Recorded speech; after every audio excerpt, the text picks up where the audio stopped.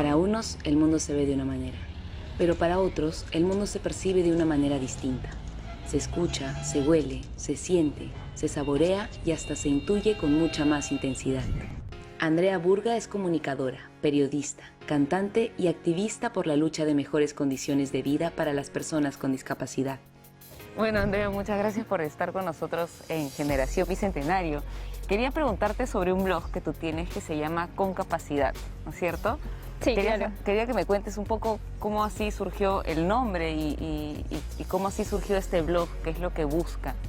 El blog nació en el 2015, o sea, básicamente por la necesidad que yo tenía de contarle a las personas, en primer lugar a amigos, amigas y conocidos, las experiencias de personas con discapacidad. Iba contando mis experiencias y de hecho también la de otras personas con discapacidad auditiva, con discapacidad intelectual. Y el nombre nació básicamente por una búsqueda súper como, no sé, amplia, no se me ocurría nada jugando con las palabras y se me ocurrió jugar con la palabra capacidad, digamos, y pues así nació.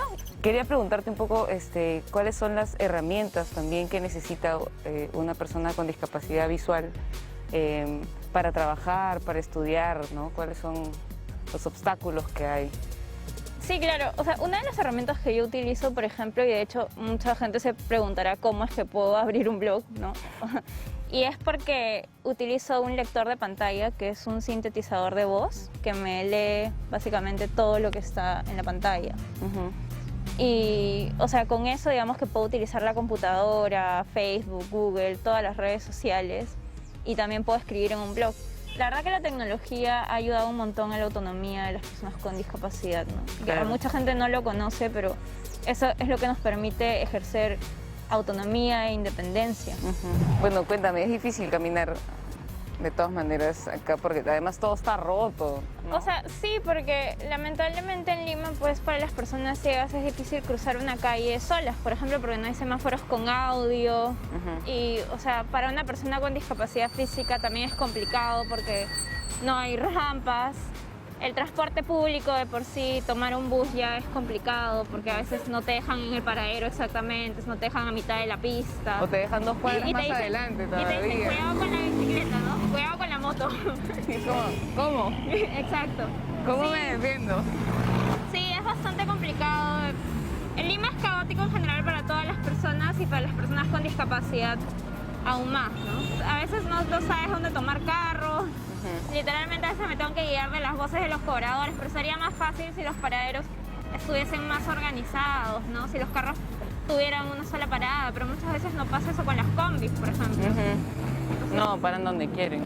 Sí, es bien difícil para personas que tienen una discapacidad caminar.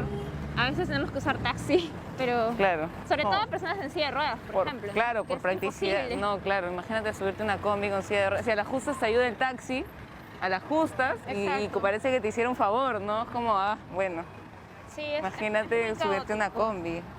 Es como un privilegio también el poder vivir bien y tranquilo, ¿no? Es un privilegio, en la ciudad. exactamente.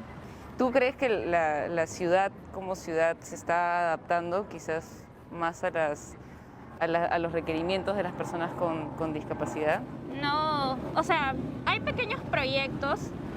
Por ejemplo, hay lugares donde hay semáforos con audio, donde hay rampas, pero no solamente es poner una rampa, sino es poner una rampa en la que efectivamente una silla de ruedas pueda bajar bien, pues si no, no hay unas rampas súper paraditas. Son angostas, además. Y son angostas, o sea, tiene que tener todos los lineamientos adecuados, ¿no? Entonces, hay proyectos, pero no hay todavía un plan, a pesar de que hay una ley que habla de accesibilidad, no hay lamentablemente un plan de accesibilidad, todavía seguimos con un transporte público deficiente y eso provoca también falta de accesibilidad.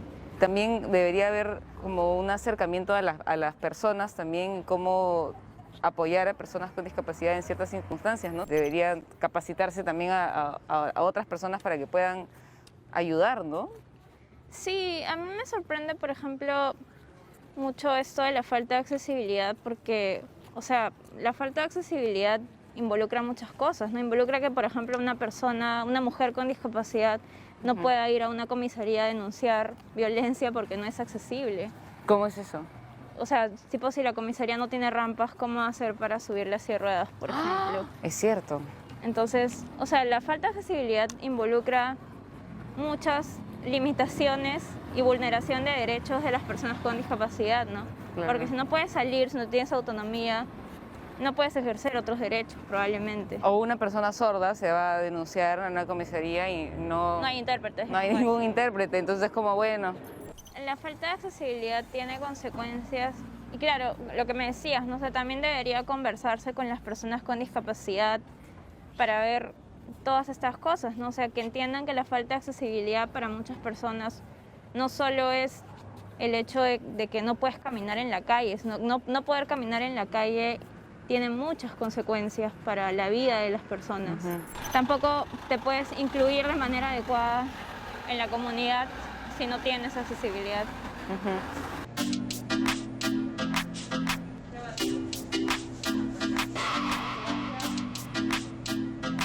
Bueno, Andrea, ¿y algún último mensaje que tengas para las personas con discapacidad o la gente que está en cargos de poder, quizás? Mi recomendación sería que conozcan la situación de las personas con discapacidad, o sea, para que conozcan justamente nuestros contextos y puedan generar cambios con nuestra participación, ¿no? Y no desde una mirada paternalista como yo hago los cambios por ti, sino que entiendan que las personas con discapacidad también podemos opinar y podemos ser partícipes del cambio que beneficie a nosotros y a nosotras, porque la accesibilidad al final beneficia a todas las personas, ¿no? Si tú de repente tienes un bebé y lo movilizas en un coche, pues una rampa te beneficia, o si tienes un accidente y tienes que usar una silla de ruedas por un corto tiempo, pues también te va a beneficiar. Entonces la accesibilidad y la inclusión beneficia a todos y a todas. Uno no se da cuenta, pero las ciudades son todo menos amables con las personas con discapacidad. Si ya de por sí la ciudad muchas veces es peligrosa para las personas, entre comillas, con capacidad, imagínense cómo será para invidentes, sordos o personas con otras discapacidades. En verdad, ser una persona con discapacidad y desarrollarse en el Perú, un país con tantas desigualdades, como hemos visto, es muy difícil. Por eso es muy inspirador ver a los atletas que compiten en los Juegos Paralímpicos, para Panamericanos. Absolutamente. A mí me parece muy emocionante ver cómo compiten los deportistas, es realmente aleccionador. Sí, pensar que recién en estos últimos años han podido hacerse un espacio, ¿no? Antiguamente las personas con discapacidad eran invisibilizadas, marginadas y hasta ocultadas de la sociedad. Claro, en muchas sociedades antiguas, nacer con alguna discapacidad era sinónimo de que esa persona iba a ser abandonada. Terrible. Pero también es cierto que, al contrario, en otras culturas se les consideraba personas con un sexto sentido, capaces de percibir cosas que los otros no podían. Exacto, y eso no es un mito, en verdad es muy cierto. Científicamente está comprobado que tener una discapacidad significa el aumento de otras capacidades.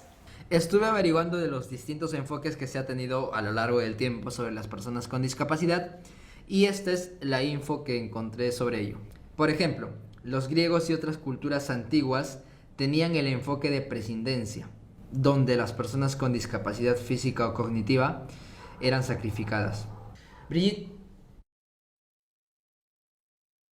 Pero no todo es así de terrible. También está el enfoque rehabilitador, que busca que la persona se rehabilite y se adapte a la sociedad. Manuel.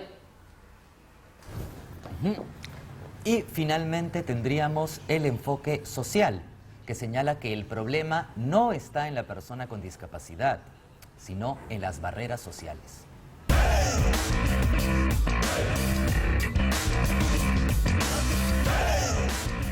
Hola, soy Jimena Ramírez, directora de CERCIL, un centro que desde hace varios años viene rehabilitando a las personas con discapacidad visual. Bueno, CERCIL es un centro que nace hace varios años para atender a las personas con discapacidad visual, eso es decir, personas ciegas y con baja visión. ¿Qué sucedió? Mi abuelo es uno de los fundadores del centro, ¿no? Juntamente con el doctor Luis Sáenz, y cuando ellos perdieron la visión, no había una institución que pudiera darles este acompañamiento, este aprendizaje de cómo volver a recuperar la independencia. El Centro de Rehabilitación de Ciegos de Lima nace con esa misión, ¿no?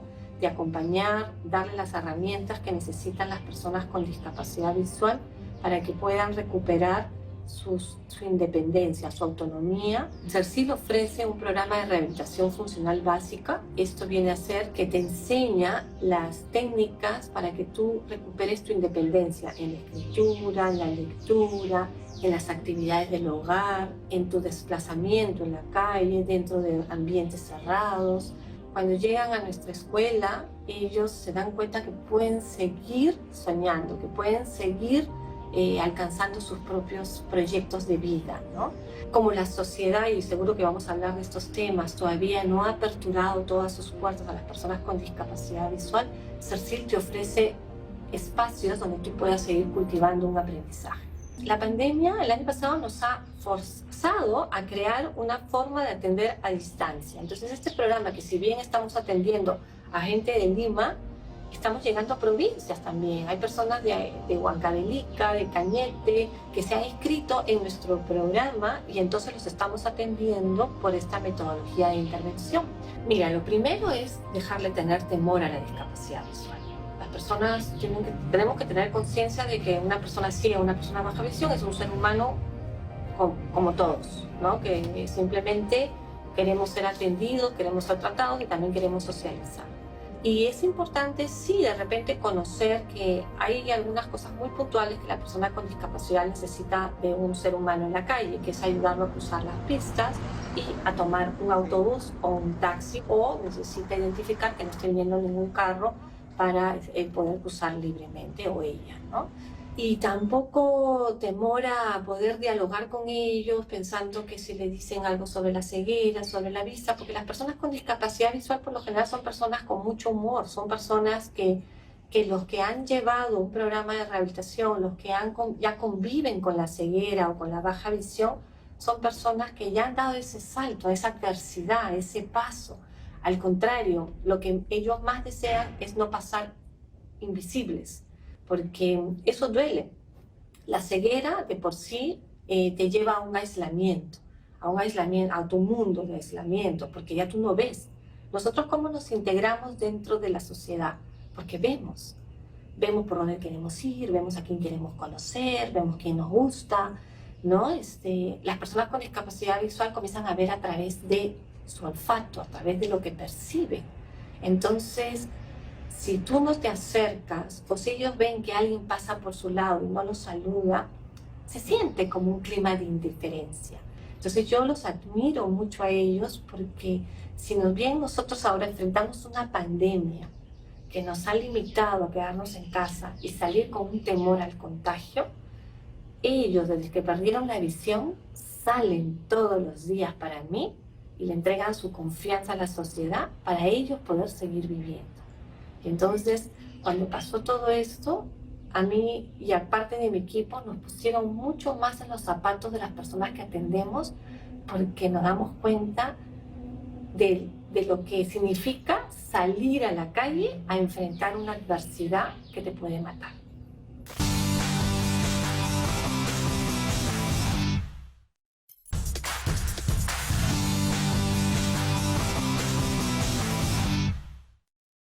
Lo importante del enfoque social es que busca eliminar barreras para las personas con discapacidad. No son ellos los que se tienen que adaptar a la sociedad, es la sociedad quien se tiene que adaptar y romper las barreras. Y eso solo se logra a partir de la educación y la inclusión. Solo así vamos a poder construir una mejor sociedad. Pero lamentablemente existen prejuicios y estereotipos sobre la discapacidad. Por ejemplo, es importante entender que la lengua de señas guarda una cultura con sus propios códigos de comunicación, con una visión propia del mundo y una comunidad, y tiene que ser incluida también dentro de la nuestra. Según la Defensoría del Pueblo, se debe facilitar el aprendizaje de la lengua de señas peruana y promover la identidad lingüística y cultural de las personas sordas. Porque el censo del 2020 evidenció que en el Perú hay más de 232.000 personas con discapacidad auditiva. Y la Defensoría del Pueblo advirtió en el año 2019 que el 76% de las instituciones públicas y el 83% de las instituciones privadas reconocen que no están en condiciones de brindar los servicios educativos a los estudiantes sordos. Según Malena Pineda, jefa del Programa de Defensa y Promoción de Derechos de las Personas con Discapacidad de la Defensoría del Pueblo, en el Perú, niñas y niños y adolescentes sordos no tienen una educación de calidad Y las pocas personas sordas que terminan el colegio tienen muchas barreras para acceder a educación superior. Y toda esta info la encontramos en la página de la Defensoría del Pueblo. Así que Generación Bicentenario pueden darle una mirada a todo lo que la Defensoría le está pidiendo al Estado, en la página que aparecerá aquí abajo. Otra cosa es que muchas veces nos volvemos parte del problema y caemos en prejuicios, como por ejemplo decir que las personas sordas son sordomudas. En la comunidad sorda decir sordomudo es considerado un término despectivo. Ser sordo no implica ser mudo. La lengua de señas es completa, tiene una cultura y una comunidad, al igual que las lenguas auditivo-fonéticas, que muchos desconocemos.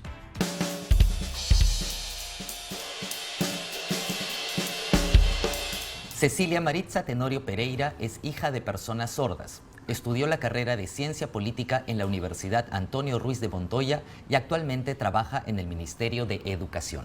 Cecilia Maritza Pereira Saldívar es una persona sorda.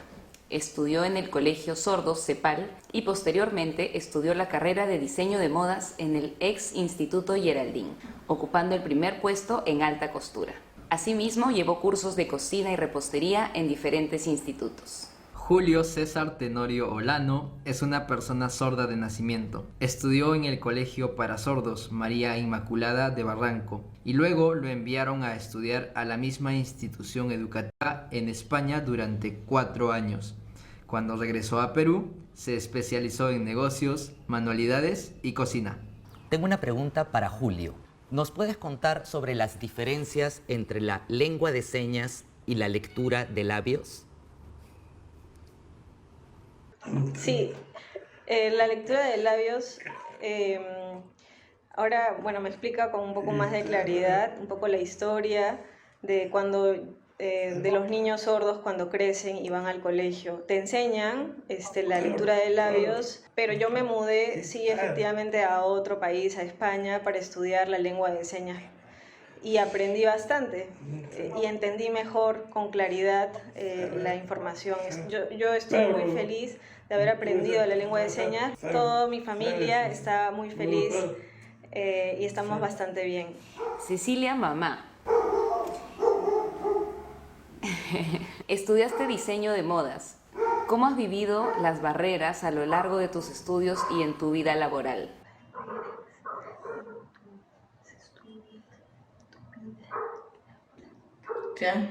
Yo nací sorda porque mi mamá antes estaba embarazada y un alumno la abrazó y no sabía que tenía rubiola. Entonces le contagió de rubiola y mi mamá nació sorda. Y descubrió que cuando ya estaba un poco más grande que no escuchaba y el médico le dijo de que era una persona sorda.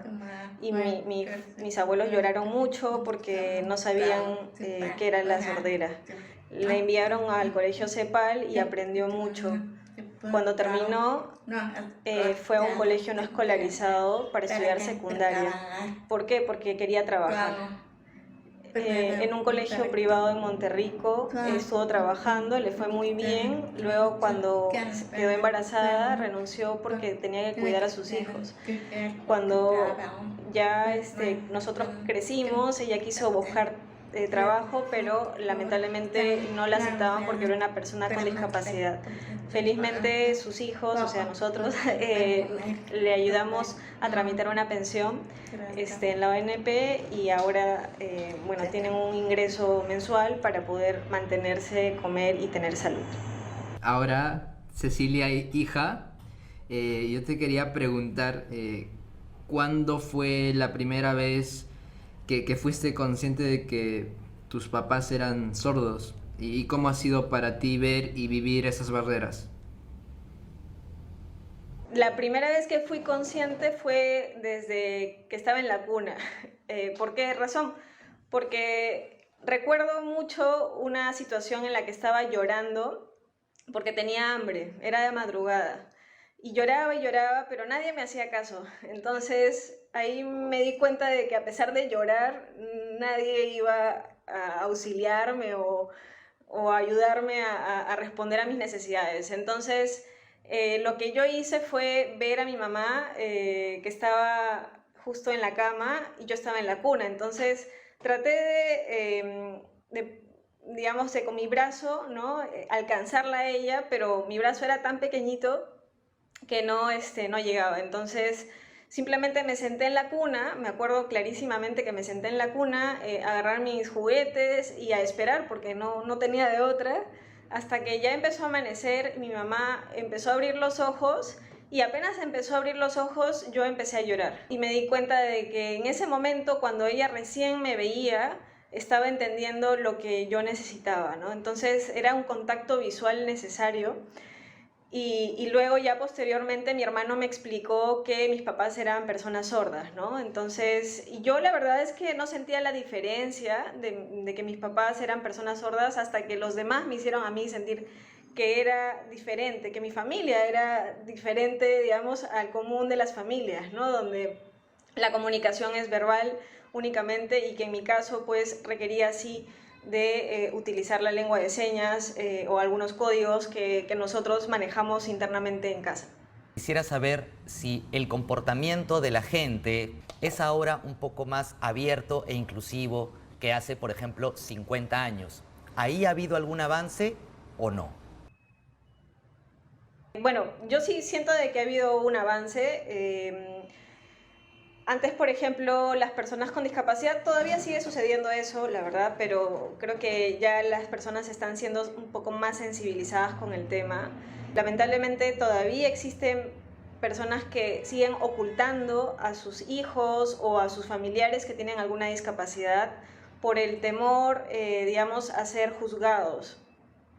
Lamentablemente existe la equivocada idea de que una discapacidad está asociada con un castigo divino, ¿no? Que es producto de los pecados que han cometido tal vez los padres, ¿no? O la familia, y que eso se ha visto reflejado pues, en los hijos, ¿no? O en los familiares. Entonces, creo que hay que desterrar esa idea, son prejuicios, y eso implica pues todo un trabajo de sensibilización, ¿no?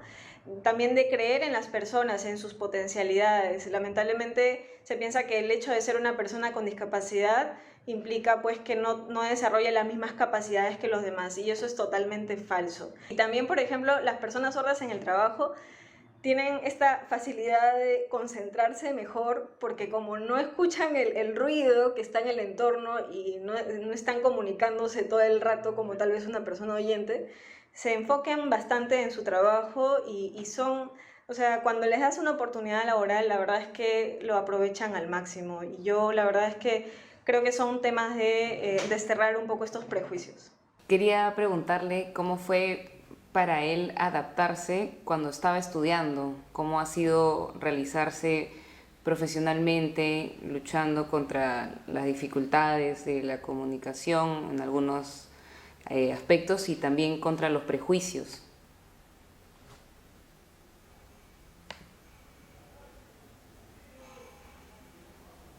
Mis papás me dijeron, bueno, tú ya terminaste muy bien, tú ya sabes, pero tienes que trabajar, es importante. Mi papá y mi mamá me dijeron que no trabajara, mejor que vaya a una escuela, que en un hospital pueda aprender y tener un seguro. Trabajar en cualquier lugar, no, te pagan poco, ¿no? Como un empleado público no te pagan bien. Puedes buscar un trabajo en un colegio, haciendo manualidades o vendiendo tortas. En los hospitales te pueden apoyar para pagar, te podemos apoyar pagándote el hospital, el seguro social. De ahí yo estuve aportando y pude jubilarme en la ONP. Hice mis papeles y luego, bueno, recibí mi pensión. Ahora ya no tengo la angustia, la preocupación. Felizmente mis papás me ayudaron a pagar mi seguro, entonces ellos pensando en mi futuro y evitando de que estemos en una situación de pobreza, pensaron en justamente darme apoyarme, ¿no? Y ya tengo mi pensión que me ha permitido vivir con mi familia, tener una casa. Voy siempre a mis citas médicas, ¿no? Con mi hija, que siempre me acompaña. Cuido mucho mi cuerpo y mi vida. Muchas gracias. Adiós. Y eso sería. Para mí esto es impresionante, en verdad. Estoy muy dichoso de estar conversando con ustedes. En señas.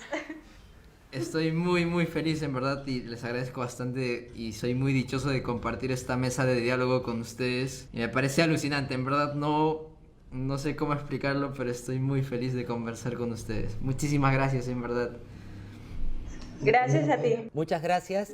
Y para finalizar, para despedirnos, tal vez Cecilia, mamá, quiera dar un último mensaje a la gente que nos está viendo. Yo, cuando mis hijos crecieron y recibí mi pensión, yo pensé en aprender también diseño de modas. Fue difícil para mí porque yo no escuchaba nada. Le pedí a mis amigas que me ayudaran, pero no sabían la lengua de señas. Entonces mi hija me ayudaba, me acompañaba a clases para que mis profesores le explicaran y ella me explicara a mí. Pero felizmente me fue bien porque ocupé el primer puesto en diseño de modas, en alta costura. Luego aprendí repostería, cocina y ahora último he estado aprendiendo pintura y dibujo. Me gusta mucho, me distrae bastante y me siento más tranquila. Después, nada más, yo quisiera que las personas sordas sean tratadas iguales que los oyentes, para que todos tengamos las mismas oportunidades. No me gusta la desigualdad. Muchas gracias.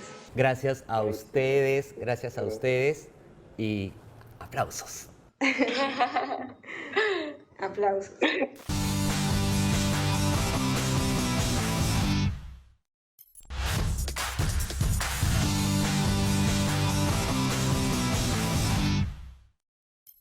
Hola, soy Jaime y hay algo muy importante que tienen que saber. Primero, una persona con discapacidad es aquella que tiene impedimentos para realizar una actividad normales para cualquier ser humano. Segundo, el síndrome de Down no es una enfermedad, sino es una condición genética.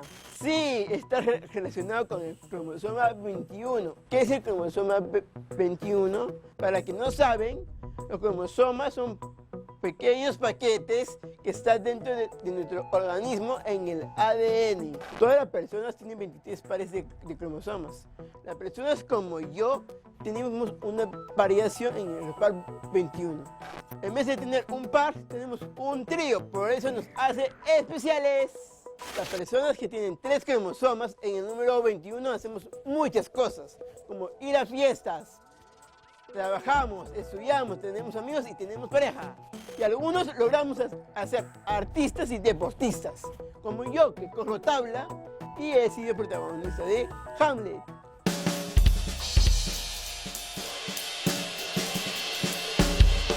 Hola Jaime y Teresa, ¿cómo están? Espero que muy bien. ¿Serían tan amables, por favor, de presentarse ante el público? Por supuesto que sí. Bienvenidos a Generación Bicentenaria y yo soy Jaime Cruz.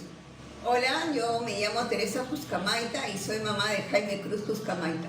Muchas gracias por acompañarnos. Quería empezar preguntándole a Jaime si nos podía contar, ¿hace cuánto decidiste ser actor, Jaime? Bueno, yo comencé desde el colegio, siempre me gustaba el teatro y escogía como curso arte. Entonces escogía teatro y el psicólogo me dijo que podía dedicarme a esto profesionalmente. Entonces entré en el año 2012 a Liberarte, talleres especiales, hice muchas obras musicales y el director hizo un proyecto que es el Límite Teatro. Entonces hice 2 pequeñas obras. Uno fue protagonista, que fue El Jorobado de Notre Dame. Hice algunos talleres en ensamble, en imaginario colectivo. He hecho también en Del Barrio Producciones, en School y Films. Hice 2 películas, Quien dijo TikToks y Mochileros. ¡Wow! Muchas gracias, Jaime. Teresa, yo te quería preguntar a ti cómo ha sido para ti acompañar la vocación de Jaime. Bueno, ha sido una gran experiencia y sigue siendo una experiencia. Cada vez que hace poco lo llamaron para hacer la película, se tuvo que ir solo a Paracas a la filmación. Cuando era más pequeño había que llevarlo, recogerlo de los talleres. Y también cuando entraba, buscaba algún taller que no era para personas con discapacidad, era un poco difícil porque no siempre lo han aceptado, ¿no? Ahora está cambiando la cosa y hay que apoyarlo. Qué chévere, qué lindo que estés ahí como madre apoyando a tu hijo siempre, sobre todo en esto que le encanta hacer. Y Jaime, además me imagino de la actuación, tú tienes otras cosas que te encantan hacer, con las que te distraes, con las que te diviertes. Cuéntame qué es lo que más te gusta hacer. Bueno, que solo quiero comentar así en breve que he hecho Hamlet en el Teatro de Plaza, que fue increíble. Luego, a mí me gustan los deportes desde pequeño. He trabajado en diferentes lugares y tengo enamorada y tengo otras actividades con otras organizaciones. Soy activista de los derechos de personas con discapacidad. Pertenezco a la sociedad y otras organizaciones del extranjero también. Y me gusta divertirme, salir a fiestas, salir con mis amigos y eso. Y Jaime, ¿qué deporte te gusta? Bueno, desde los 5 años hago natación, surf, gimnasio, Wow. a veces hago fútbol o tenis. Tengo una pregunta para los dos. Quisiera saber si ustedes sienten que las cosas para las personas con discapacidad van cambiando, si vamos mejorando o si todavía falta mucho por hacer. Bueno, las cosas han cambiado, ¿no? Jaime ya tiene 26 años, de cuando comenzamos, ahora ha habido un gran avance, pero todavía falta mucho. Nos falta ser más conscientes de que todos somos diferentes y por tanto hay que aceptar la diversidad, ¿no? Y creo que nosotros como familia cada día vamos aprendiendo y tratamos también de transmitir eso. Qué chévere, quería hacerles una pregunta. Si sienten que quizás de pequeño ha habido muchas más dificultades, quizás o más trabas con las personas de ser aceptado, o que con respecto ahora que es mayor. Bueno, en el caso particular de Jaime, ¿no? Que cuando hace 26 años... 25. ¿Tienes 26 años, amor? No, 25. Así 26. Bueno, hace 26 años cuando él nació, pues no había todo lo que hay ahora, ¿no? Y nos ha costado muchísimo, porque desde nosotros mismos nunca pensamos que íbamos a estar en una situación así. Y desde la experiencia de Jaime, por ejemplo, en la etapa escolar, no había inclusión escolar. Entonces fue difícil que lo aceptaran en un nido, pero ahí batallamos hasta que encontramos un nido bastante lejos de la casa, pero que quería tener la experiencia de tener una persona con síndrome de Down. Luego pasa la etapa escolar, cuando todavía no había inclusión escolar. La ley se da cuando él está en cuarto de primaria, entonces todo el pre fue bastante difícil y todavía es un proceso, ¿no? Ahorita estamos en toda una campaña de que realmente los acepten, sin ponerle tantas trabas como ha pasado con la generación de Jaime.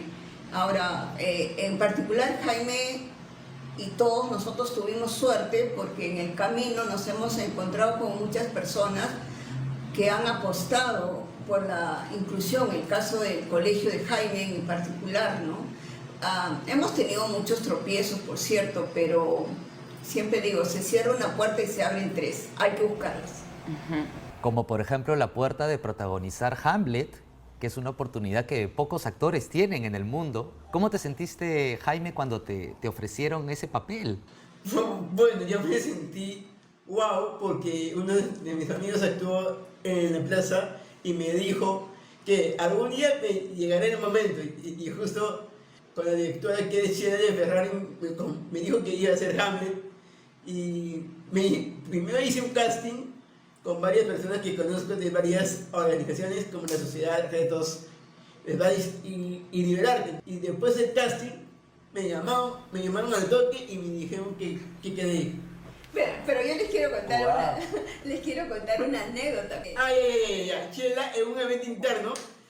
Cada vez que entraba una obra nueva, sí, Y yo siempre se presentaba, y yo como Jaime Cruz, soy anfitrión, pero no, te dije, Jaime Cruz, soy actor. Y dice que Chela lo miró. Personalidad, claro. Actor. Y después Chela me contó, no. Y de ahí le vino ya como soy ideal, pues es genio Chela. Bueno, muchísimas gracias Jaime y Teresa por haber conversado con nosotros.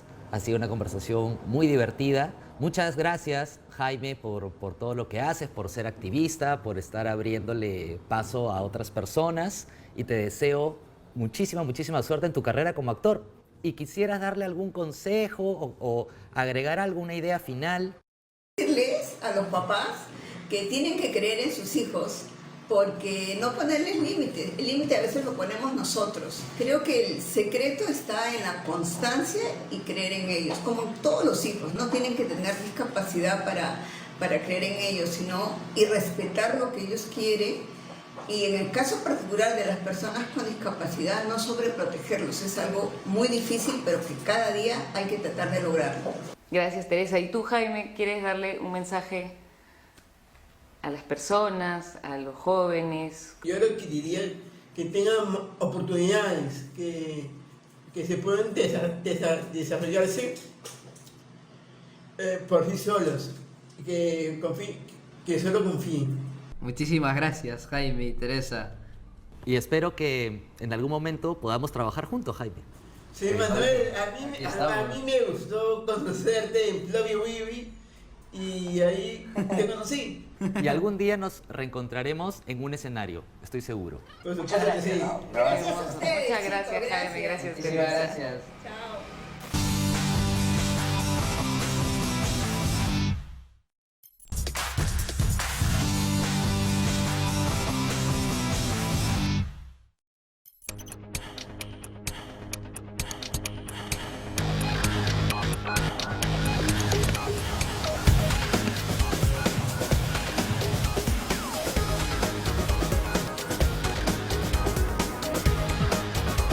Bueno, para poder iniciar la historia, yo quiero contarles que fui oficial del ejército, que perdió una pierna en un atentado terrorista el año 2010.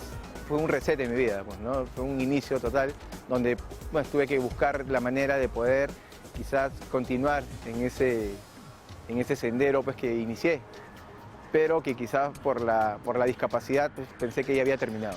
Bueno, yo desconocía que quizás habían deportes para personas con discapacidad. Y estando en el hospital, pues se me vino la curiosidad de poder investigar, ¿no? Así que pedí una computadora, comencé a investigar sobre el tema y vi que tenía la esperanza de poder volver a correr y hacer una vida deportiva tal cual lo había hecho años anteriores. Los médicos a veces me decían que quizás la pierna derecha ya no la iba a volver a usar como una persona normal. Me decían que solo me iba a servir con un bastón y el movimiento iba a ser limitado y que la fuerza y tantas cosas, ¿no? Pero creo que lo que hizo que yo tenga esas ganas fue esas negativas al momento, ¿no? O sea, dime que no y voy a intentar demostrar que sí se puede. En la prueba de pista de mi categoría para personas amputadas no existía en el Perú. Entonces dije, bueno, si es que nadie lo hizo, ¿por qué no iniciarlo? Y fue como decidí pues, iniciar mi carrera paradeportiva con la prueba de 100 metros planos y salto de longitud. O sea, el propósito de mi vida cuando yo decidí ser militar no cambió al ser deportista, porque al igual, ser militar me hacía defender mi bandera, llevar mis símbolos patrios a diferentes lugares, combatir por el país, dar mi vida por él, ¿no? Y darle esperanza de vida a otras personas, igual en el deporte, ¿no? Y si bien es cierto es en otro escenario. Cuando era militar lo hacía en el campo de batalla y ahora cuando soy en la vida como deportista lo hago acá, en esta tierra, en este piso. Una de las claves que me ha llegado quizás no a tener éxito, porque creo que exitosos somos todos los que realmente disfrutamos de las cosas que hacemos día a día, pero sí que me ha llevado a tener quizás estos logros que enmarcan pues, al país en un nivel pues, que antes no estaba. Porque en el nivel paradeportivo, Perú ya estamos, digamos, en la lista de los que antes de repente ni siquiera existía. Es la determinación y las ganas de poder generar legado, ¿no? Eso es lo más importante. Esas ganas de poder cumplir o seguir con el propósito de vida que tiene una persona. Cualquier persona que vea a una persona con discapacidad realmente ve a una persona que quizás no puede hacer tal cosa, ¿no? Dicen, tiene una discapacidad, uy, pobrecito, ¿no? No puede, no podrá o no tendrá. Pero creo que esa es una de las cosas con las que más he batallado, ¿no? Y las cuales he demostrado que no es así, ¿no? Vas a algún lugar y porque piensan que tienes una discapacidad y te sienten limitado. Al contrario, siempre he dicho que una discapacidad te saca supercapacidades, te hace descubrir quizás esa fuerza interior que toda persona tenemos.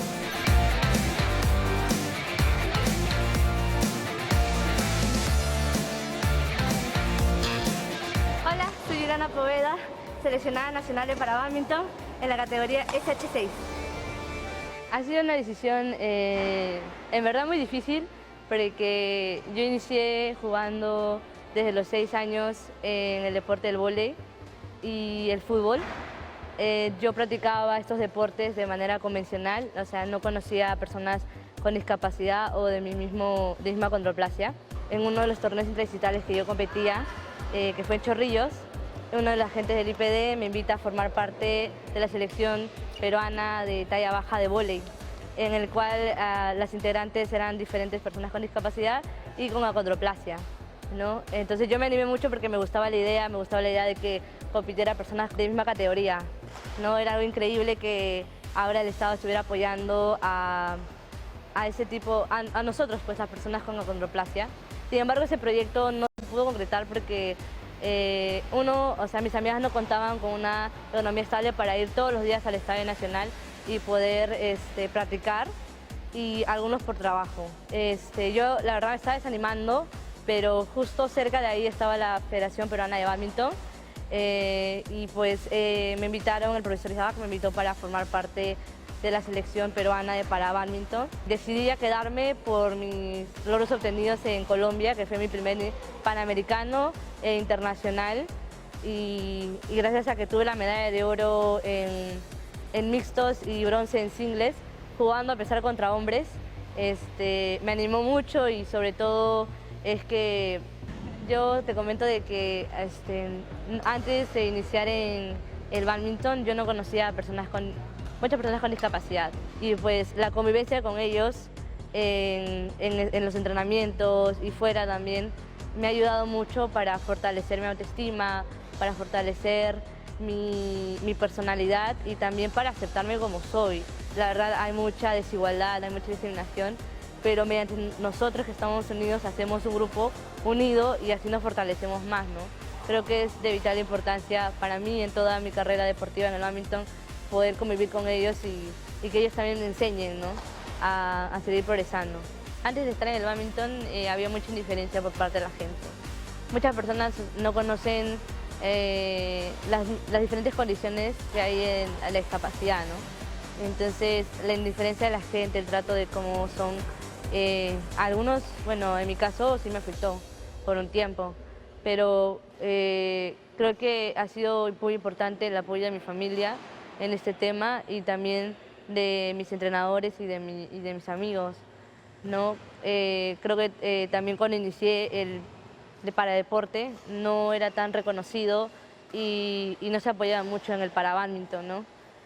Al principio yo sí no, o sea, pude apenas poder participar en un torneo, y ya en los siguientes años se me apoyó más gracias a mis logros.